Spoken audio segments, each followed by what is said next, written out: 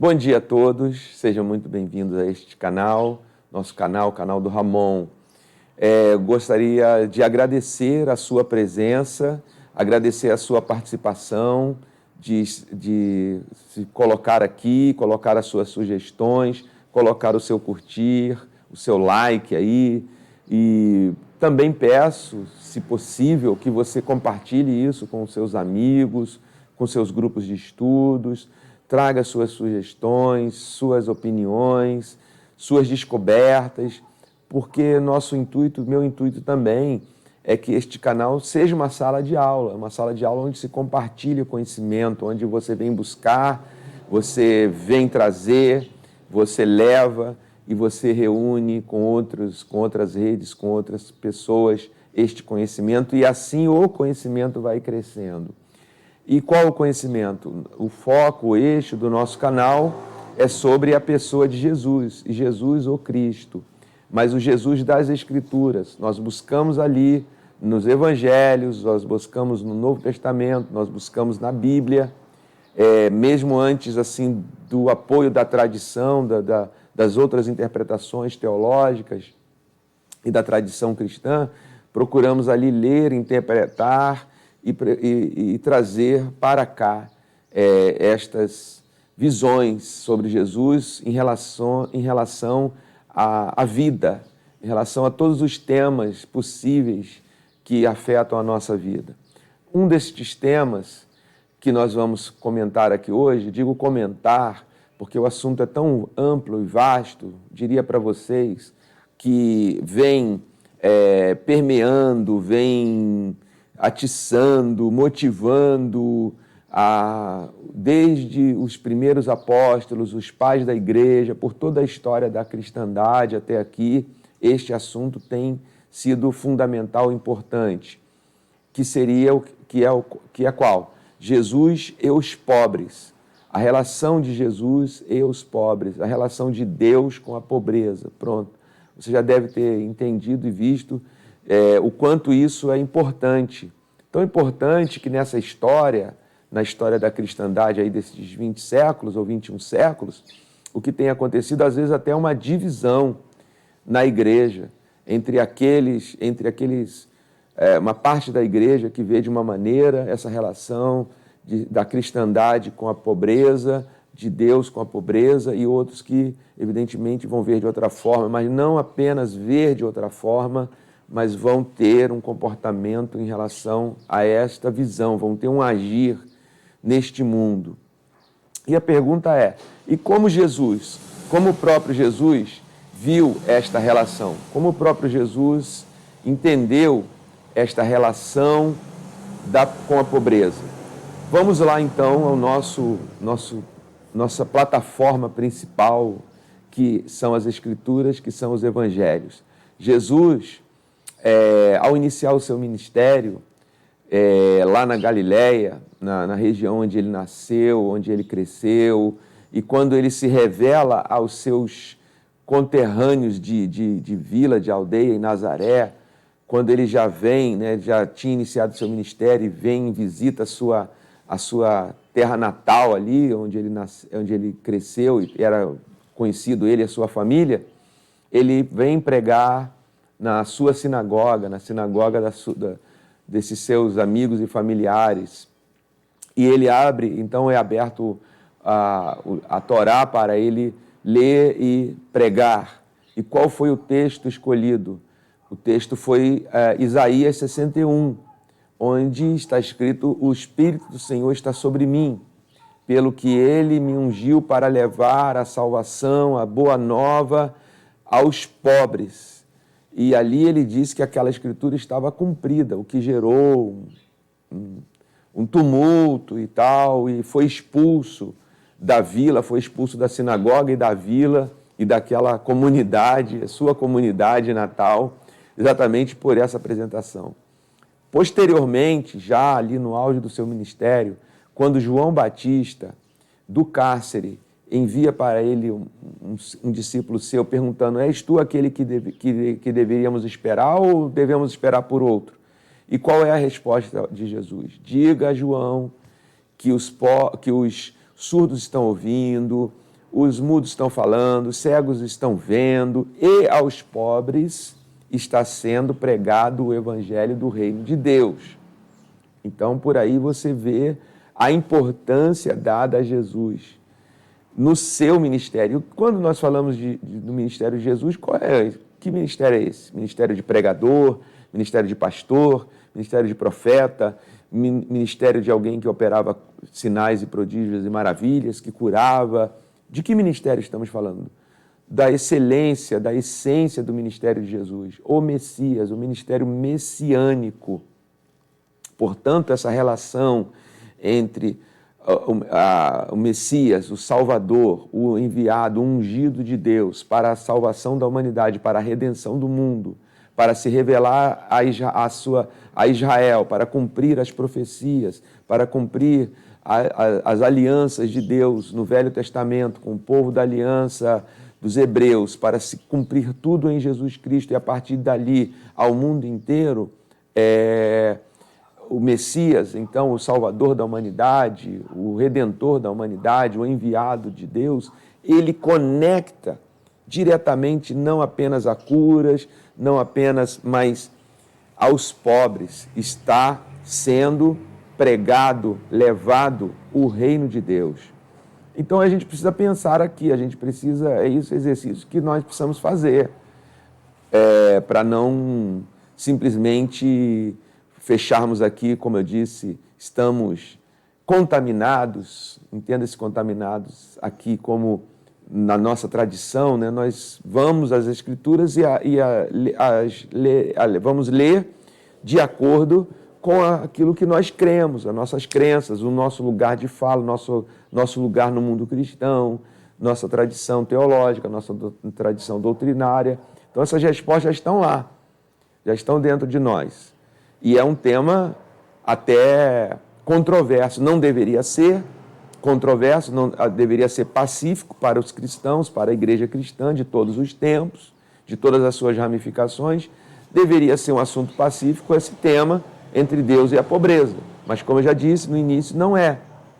Nós temos de perguntar, fazer perguntas, então, e buscarmos em oração essas respostas para que fique mais claro, através como eu disse, das palavras do comportamento de Jesus, aquilo mais próximo possível do que seria a revelação, a vontade de Deus em relação a este tema, em relação aos pobres. Bom, então vamos pensar aqui. Olha que importante que Jesus liga o seu ministério messiânico aos pobres. E isso já me fala uma coisa muito importante, que naquele contexto, principalmente antigo, se hoje em dia, em pleno século XXI, aqui no Brasil, nós sabemos que há milhões de pessoas vivendo na pobreza. Mas onde estão essas pessoas? Elas são invisíveis, elas não chamam atenção. Por que elas não chamam atenção? Porque não há um interesse por elas. Muito o interesse, às vezes, de serem consumidoras de algum produto popular, de projetos de alguma natureza socioeconômica, política, em épocas de eleição, porque eles votam. Mas muitos deles não têm nem assim, cidadania, no sentido de documentos, não têm registros para que possam votar, nem exercem esse direito seu de serem cidadãos e escolherem seus representantes políticos aqui no Brasil. Então, são milhões de pessoas. Mas a vida vai passando, o tempo vai passando, a história vai passando, e só ouvimos falar isso. De vez em quando acontece uma tragédia em algum lugar, um lugar de periferia, seja um incêndio, seja um desastre ecológico, algum problema desse tipo, é que, olha, ali estão os pobres, ali estão a condição de vida daquelas pessoas, olha ali, né, as manifestações daquelas pessoas. Mas no dia a dia, eles vão passando. No entanto, olha aí o peso que eu quero dar. No entanto, Jesus, e já puxando a palavra de Deus, portanto, a vontade de Deus, antiga, muito antes dele nascer e de estar ali presente na Galileia, entre as pessoas, seus discípulos, já a vontade de Deus já estava expressa. E o Evangelho, o Messias vai levar as boas novas aos pobres. Isso, então, o Evangelho é uma palavra que vem do grego, que esse Evangelho ele só era pregado, proclamado entre os romanos, por exemplo, pela vontade do imperador. Quando algo extraordinário, que o imperador, nasceu um filho do imperador, portanto vai haver um herdeiro no trono, houve uma conquista, então ele mandava espalhar o Evangelho, as boas notícias. Vem do grego, o Evangelho quer dizer boas notícias, boas novas. Não foi uma palavra inventada pelos cristãos, eles simplesmente pegaram a palavra do dia a dia e das palavras de Jesus para dizer, olha, o que nós estamos proclamando é o Evangelho, são as boas notícias. Então essas notícias, os pobres tiveram o privilégio de recebê-las, ao contrário do que aconteceria no mundo romano. Claro, os pobres ficariam recebendo, mas uma coisa é dizer assim, essas boas notícias do imperador é para os pobres do império. Não, porque assim como hoje eles eram invisíveis, eles não eram contados, eles não eram cotados, né? Eles, não, entre aspas, não tinham importância naquele mundo, né? Ou como nesse mundo atual. Eles não são contados como pessoas influentes. Se você pensar em pessoa influente, é quem? Quem tem fama, por algum motivo, tem poder, consegue unir essas coisas, fama, riqueza, poder, pronto, é a pessoa, é o líder, é tal, é o Messias, né? Não pobre, carente, necessitado, precisando de alimento, precisando de roupa, precisando de cobertura, de moradia, enfim, de condições melhores de vida para existir.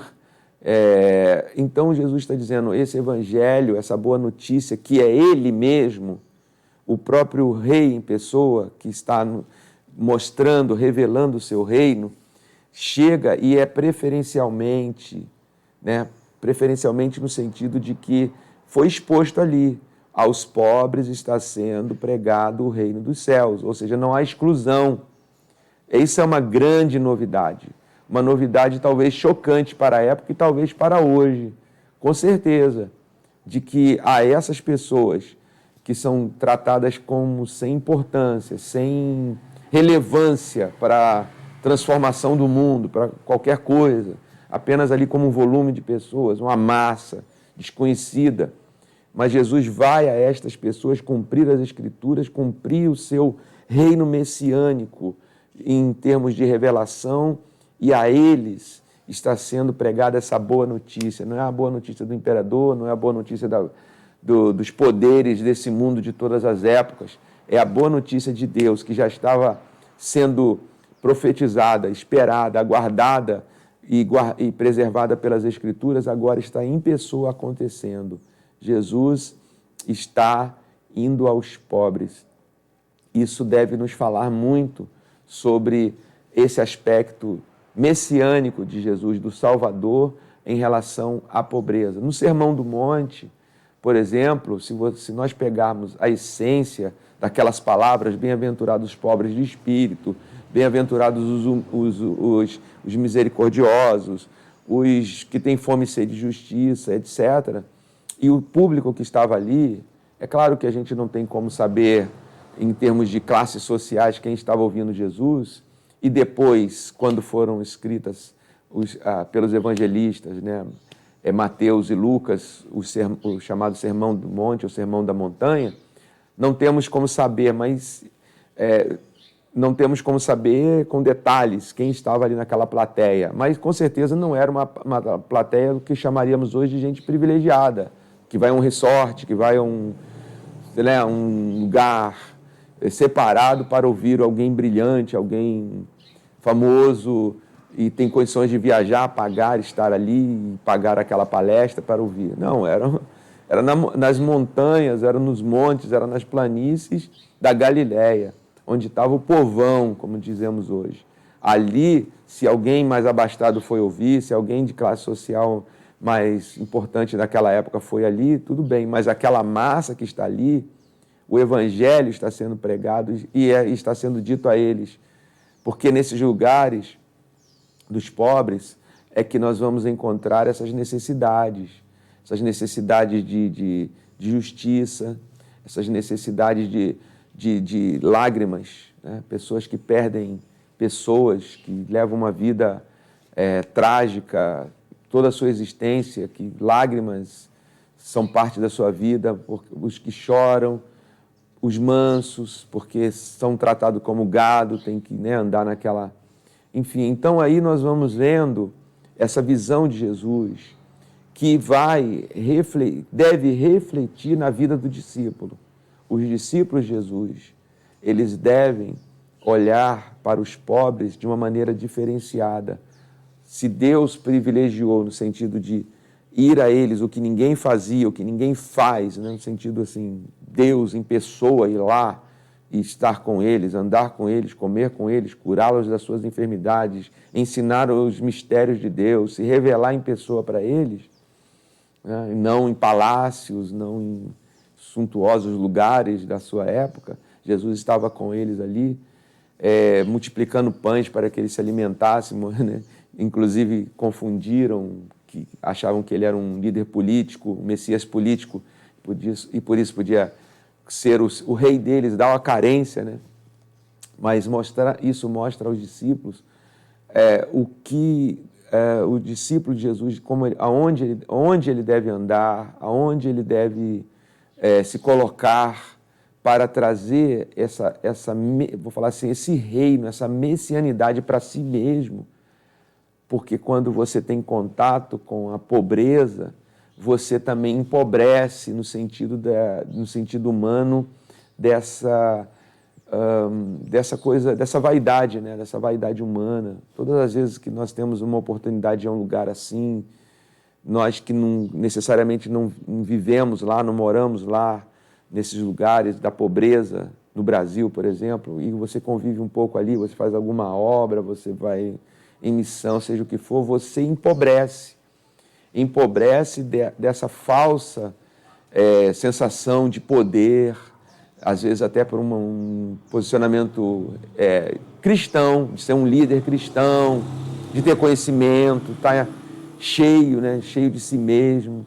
E aí você vê que o valor que tem um prato de comida para uma criança, o valor que tem uma coisa que a gente joga fora, um caderno, um lápis, uma coisinha, uma roupinha, um brinquedinho, né, barato, o valor que aquilo tem. Então você se despoja. Então, assim como Deus em Cristo se despojou de todo o seu poder para estar nesse lugar da pobreza, que afinal de contas é muito importante também, porque esses milhões de pobres que temos hoje em dia, com todo o progresso do século XXI, com todas as...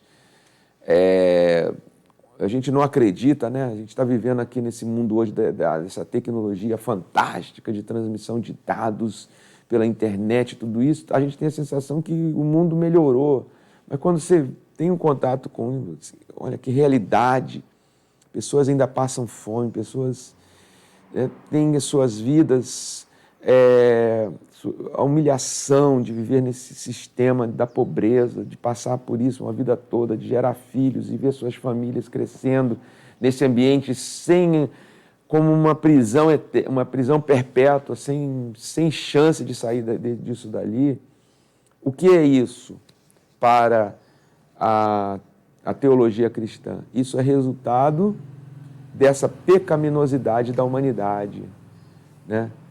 A pobreza, não que ela seja nessa teologia de que você é pobre porque você mereceu, porque você está em pecado, não. Mas o pecado inato, o pecado adâmico que entrou na humanidade é que faz com que alguns sejam superiores a outros simplesmente porque o outro não tem condição econômica, e esses milhões que vivem nessa condição. Então, isso é uma questão cristã. Isso é uma questão cristã. E Deus, em Cristo, ele entrou nisso, não dizendo assim, eu sou dos pobres ou sou dos ricos, ou né, morra os pobres e viva os ricos, ou o contrário, né, morra os ricos e viva os pobres. O reino de Deus é a pobreza. O reino de Deus não é pobreza, o reino de Deus é Jesus. Agora, Jesus se coloca nesse lugar do sofrimento, da dor, da injustiça pela qual os pobres passam para trazer de Deus as boas novas. Essa é a boa nova.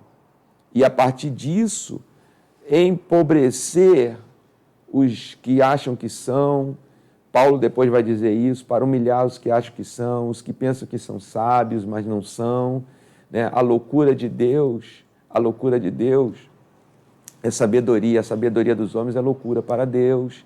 Então Paulo vai fazer essa leitura, essa interpretação, mostrando então aquilo que nós estamos tentando fazer aqui, interpretar, ler o pensamento, o comportamento de Jesus nisso tudo. O apóstolo Paulo vai trazer essas revelações ou essas interpretações que se tornam revelações. Mas o fato é esse, que nesse caminhar, né, nós nos livramos da avareza, do ensoberbecimento e, afinal de contas, sabemos que Deus quer entrar nessa história até hoje, em Jesus Cristo, para resgatar o homem da condição do homem, né? Resgatar o homem da condição imposta pela humanidade. E a pobreza, então, ela é esse sintoma. Às vezes falamos que pecado é aquilo, pecado é aquilo outro, damos nomes ou escolhemos, elegemos pecado. E é preciso entender que o pecado tem gerado toda essa situação. Mas para isso veio Jesus e ele se envolveu diretamente no seu aspecto, como eu disse no início e finalizo dizendo isso, ele se colocou como Messias, como o Rei dos Reis, Senhor dos Senhores, e ele desenvolveu seu ministério junto aos pobres para assim mostrar o resgate de Deus.